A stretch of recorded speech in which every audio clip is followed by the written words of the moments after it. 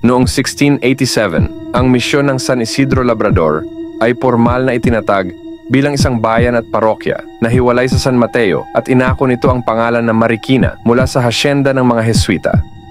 El Pueblo de San Isidro Marikina ang luma at buo nitong pangalan noon. Dahil sa pagbabahang dulot ng mga pag-ulan, ang simbahan ay inilipat mula Jesus de la Peña sa kasalukuyang lugar nito ngayon sa Santa Elena. Ang mga Jesuita marahil ang nagpakilala ng debosyon kay Nuestra Señora de los Desamparados sa simbahan ng San Isidro de Marikina dahil karaniwan na para sa kanila ang maglagay ng imahen ng Birheng Maria bilang isa sa patron ng kanilang mga parokya. Noong 1768, ang mga misyonerong Jesuita ay pinalaya sa Pilipinas.